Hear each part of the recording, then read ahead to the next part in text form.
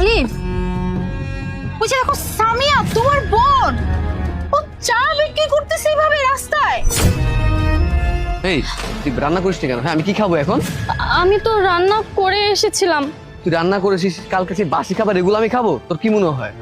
দেখো, সব কাজ নিজেকে সামলাতে হয়।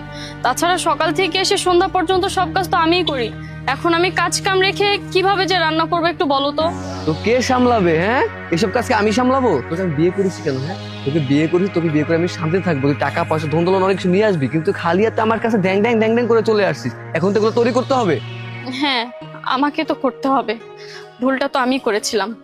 না পারছি তোমাকে ছাড়তে, না পারছি বাবা মার কাছে ফিরে যেতে। এই চুপ কর, তুই কোথায় যাবি? হ্যাঁ তুই কোথাও যাইতে পারবি না, তুই আমার সাথে থাকবি, কথাটা মনে রাখিস। ঠিক আছে, ওর জীবনের সাথে যা হইতেছে এটা ও নিজে ডিজার্ভ করে, এই জন্য হচ্ছে। কত না করছে, সবাই মিলে বুঝাইছে, আমি বুঝাইছি, কোনো কথা শুনছে? কারো কোনো কথা না শুনে ওই ছেলের হাত ধরে ও চলে গেছে। এখন ওর সাথে যা কিছু হচ্ছে, ওর যে পরিণতি, এইটার জন্য একমাত্র ও নিজে দায়ী। আলিফ, তুমি কি পাগল হয়ে গেছো? তোমার আপন বোন, আপন ছোট বোন, আর সেই বোন দেখো রাস্তায় দাঁড়িয়ে এইভাবে চা বিক্রি করতেছে, আর ওর সাথে হাজবেন্ড কি ব্যবহার করতেছে। তুমি কিছু না বলে তুমি উল্টাই কথা বলো। তুমি যাও গিয়ে কিছু বলো ওকে, ওই ছেলেটাকে ধরে মারো। ওর জীবন ও বুঝে নেবে। কই যেতেছো তুমি?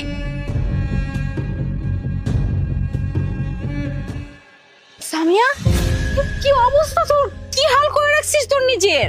কি আর বলবো ভাবি, বলো। সাব্বিরকে ভালোবেসে বিয়ে করেছিলাম, তোমাদের কথা কারো কথা না শুনে। কিন্তু সাব্বির আমাকে ভালোবাসতো না, ভালোবাসতো আমার ভাইয়ের টাকা পয়সাকে। যখন খালি হাতে ওর হাত ধরে চলে এসেছি, তারপর থেকে সাব্বির আমার উপর অনেক অত্যাচার করে, আমাকে অনেক কষ্ট দেয়। সারাদিন আমি কত কাজ করি, তারপরে কোনো কিছু হয় না। এখন আমাকে বলে বাবার বাড়ি থেকে যদি টাকা পয়সা না আনি তাহলে আমাকে আর ভালো রাখবে না।